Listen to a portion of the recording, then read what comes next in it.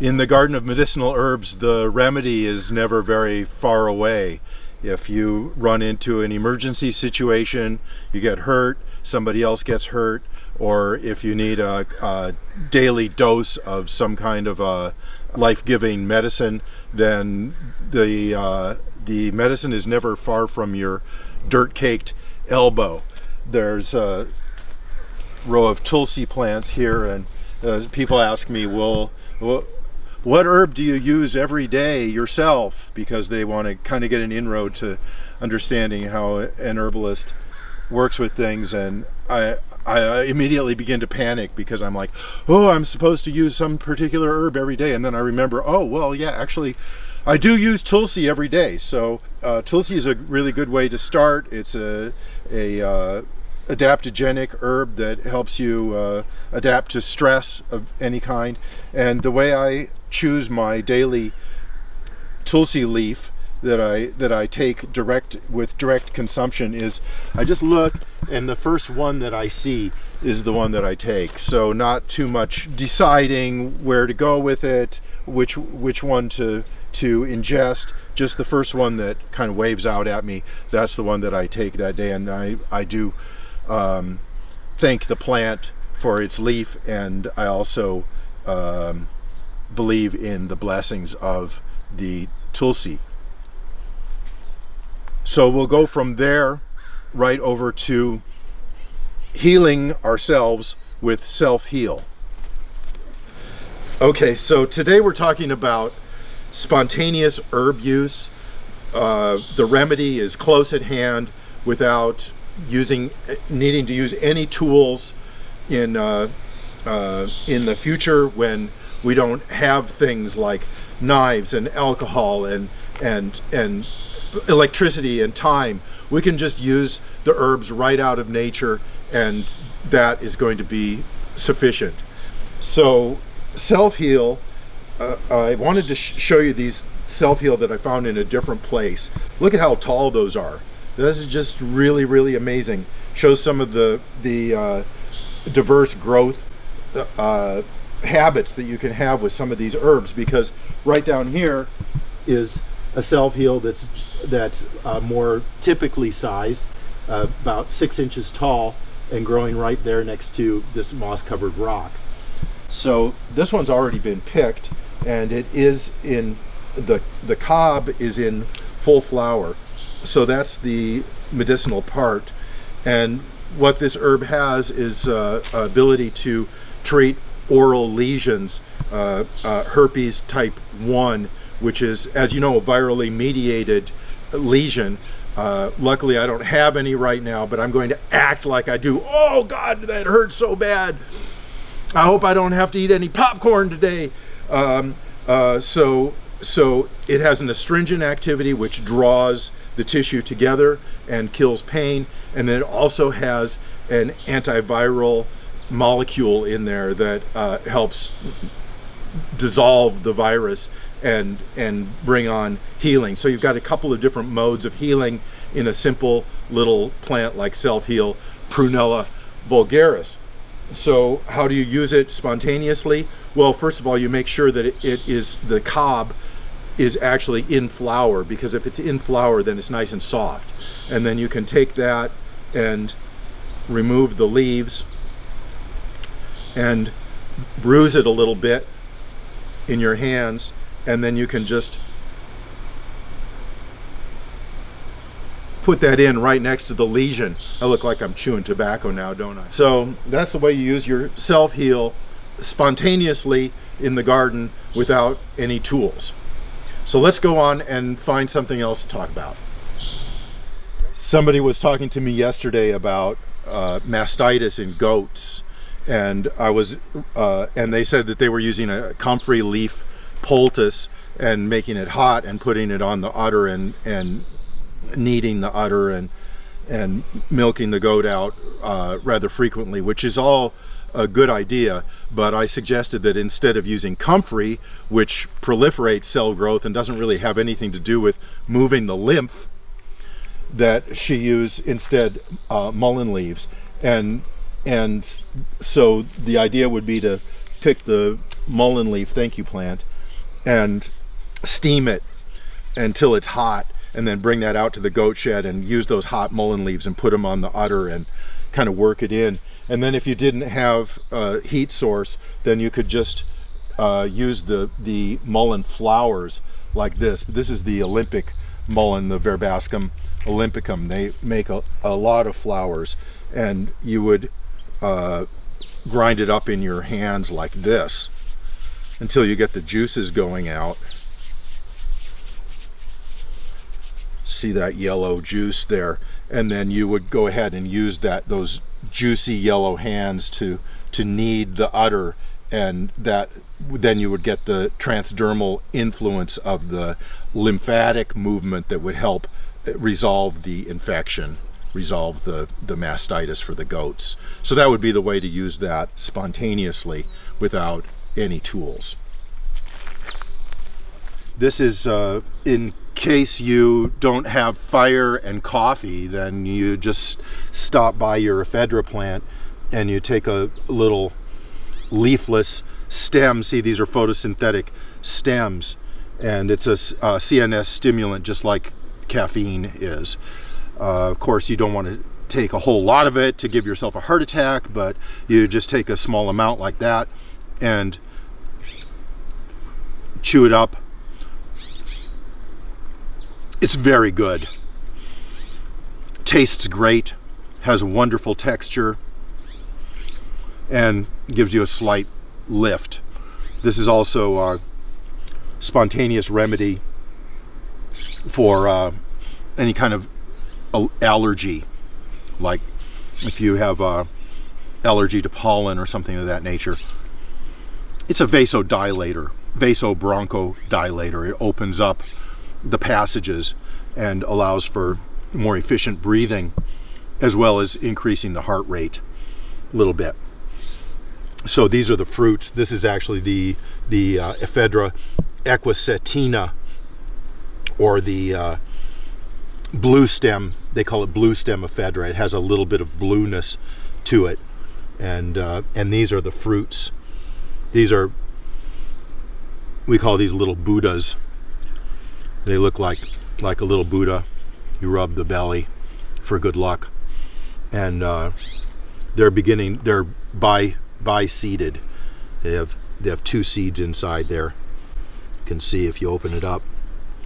So they're beginning to ripen and fall off the plant, and that's a good indication that it's time to make the ephedra seed harvest. These plants are dioecious. They have separate female and male plants, so you have to have male plants and female plants in order to make seeds. So this is a female plant here. So now we've got the self-heal here, we've got the ephedra here. We're going to talk a little bit about spilanthes. This is the Acmella oleracea, spilanthes toothache plant. This is a really good choice for any kind of dental problem, where you have like a rotten tooth, where you have swollen and bleeding gums. The plant contains alkyl amides, which are anti-inflammatory and will kill pain. They also create that sort of buzzing sensation, so they call these buzz buttons.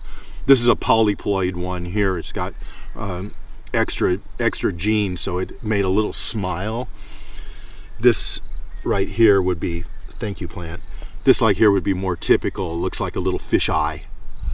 But yeah, you take that and you, I don't think I'm going to put the big one in my mouth. I would be unable to speak.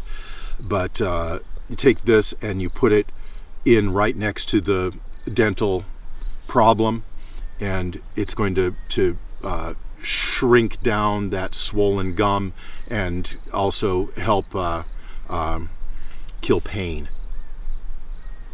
Put it over on this side. There we go. So speaking of like spontaneous herb usage and the value of slow and even and daily intake of various kinds of constituents from plants. Capsaicin from peppers is one of the most important things I think you can take on a daily basis. And a lot of people say, well, I hate peppers, you know, I don't want to eat any peppers, they're so hot, they make me cough, this and that. Well, if you just take small amounts of it on a daily basis, you can inure yourself to it, and you can take some peppers every day. It'll make you live about 20% longer. It's a great vascular tonic. It is a treatment for heart disease. That's why it makes you live longer, is because it's so very good for your heart. Now, peppers they're perennials, but they are not hardy, so they're something that you can grow in the greenhouse. And this pepper here, this ají amarillo, is 2 years old, and I can get these great peppers. They're like a Peruvian heirloom pepper. People say, oh, you know, I like green peppers. That's not ripe. Use ripe peppers. So it's ripe when it's orange, yellow, amarillo. This can be taken on a daily basis, and it's going to help keep you from having a heart attack. We're going to look at aloe arborescens. This is the Krantz aloe, one of the better edible aloes in our pharmacopoeia.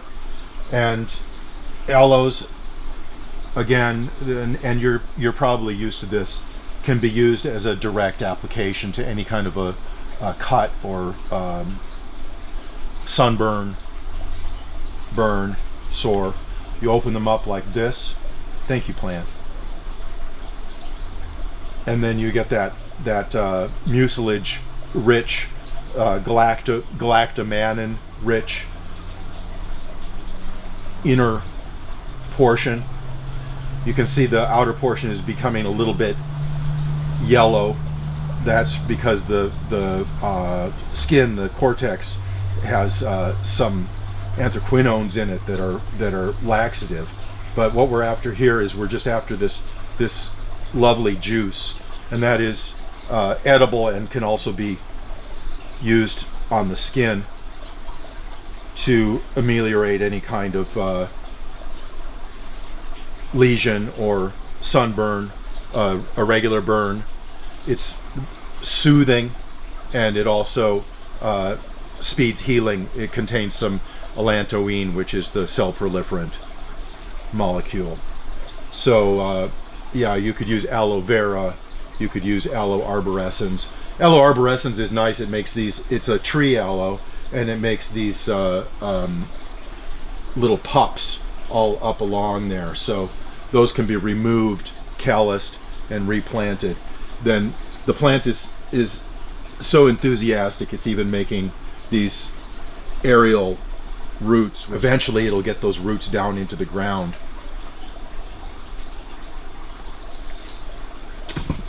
Aloe arborescens, worth knowing. So this is a tea tree, Melaleuca alternifolia, that's just, I've just noticed that it's just now going into flower, which I've been waiting for about a year. And there's the flower right there. You can hear the hummingbird in the background. That means that the world agrees with us when we say something and then we hear a hummingbird. That means the world agrees. But tick bite. If you find that you've been bit by a tick, the first thing to do is to get rid of the tick, and you can then put it in like a little vial, because if you do have a secondary infection from it, then you can send it in and have it analyzed and see if it has Lyme disease or not, if it's carrying Lyme disease or not. How much do you need to worry? You can actually answer that question by sending the tick in. But in the meantime, you take some of your tea tree, thank you, plant, and you worry that tea tree leaf, and then you rub that right on the tick bite. And what that does is it disinfects the tick bite. and it makes it less likely that you're going to get the bullseye infection, that secondary infection. So you want to go ahead and hit it with essential oil plant right away. If you don't have tea tree, then you use rosemary.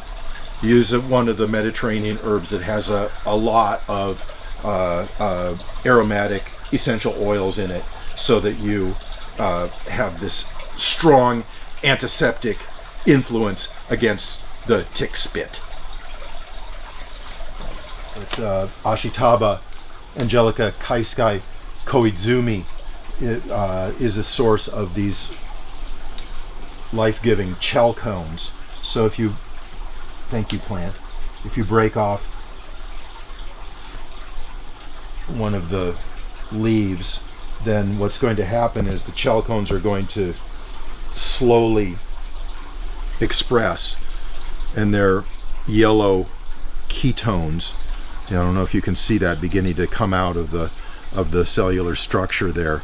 Those yellow chalcones are in there, and this is the most edible of all the Angelica plants. They call it tomorrow's leaf. It reproduces very rapidly. A leaf taken today will be replaced tomorrow by a new leaf. So there's the new leaf coming up. And these are very good for people who have chronic conditions. If you're suffering from low energy, tendency to get every disease that comes knocking on the door, then definitely taking a ashitaba leaf daily, either fresh or as a steamed vegetable, is a very safe and very good idea. Bitter stuff is really good for you. That tonifies your digestion. It stimulates all your body processes. I got stung by a bee, that hurts so bad. First thing to do is to look and see if the stinger is still in there. If the stinger is still in there and there's a sac of poison attached to the stinger, don't push down on it with your finger and inject the poison into your body. Instead, get yourself a little needle from a plant and pop it out. And that way you will have less of an issue with the bee sting. And then, of course, as soon as you get a bee sting, the first thing you do is look around for a plantain leaf, which, you know, in the garden of medicinal herbs, that's going to be basically right at your feet. There's a broadleaf plantain, Plantago ovata, and that can be used as a spontaneous poultice to help pull out. Plantain pulls. It's not only healing and astringent, it actually pulls. So it'll help pull out that poison from the bee sting, and in order to make the juices available, you want to work the leaf pretty nicely like that, and then you put that on the bee sting, and for a little while it hurts really bad, and then after a while you forget about it because the herb is doing its work, and you can go ahead and do your work and get something else done besides worrying about how badly the bee sting hurts. They call these rib warts because they have internal ribs, these filaments that are inside the stem, and you can make a band-aid out of these. It's really nice to use for kids when they get an owie, because after a while they become so fascinated with the process of how you make a bandage, a plaster, if you will, out of a plantain leaf, that they forget why they're hurting in the first place. So what you do is you split the stem, which is fairly easy to do because it is quite fibrous. So you split the stem like this, and then you can take any kind of poulticing agent. It could be a bit of comfrey leaf. Oh, okay, so again, comfrey, it's not very far away. Here's a comfrey leaf. So comfrey, as you know, is symphytum officinale. This plant is going to help kill pain. It's going to help close up a cut. It's going to speed healing. It's not used for deep puncture wounds, but you can make a really nice little spontaneous poultice out of a comfrey leaf, and then you put it inside your plantain leaf, and then you wrap it directly against, say I had a little cut right there. You wrap it against that cut, wrap it around, wrap it tight. The kids like watching you. And then you take one of your long pieces and you run it in this direction, and then the other long piece you run in the opposite direction. So then you've got two pieces that can be tied, and you have your bandage and you have your bunny ears all floppy. So by then the kid has forgotten completely about the owie and is fascinated by the bunny ears, and besides, the comfrey is killing the pain and healing the problem. You have the plantain leaf is also pulling out any kinds of poisons. It's somewhat antiseptic. Both plants contain self-proliferant allantoin, and so you're moving forward. You have your self-heal, you have your spilanthes bud, you've got your nice plantain bandage. This is all spontaneous herbal use without any tools. Puppery duppery doo. Do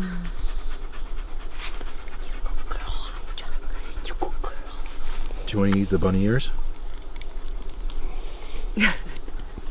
Yeah. You're such a good herbal dog.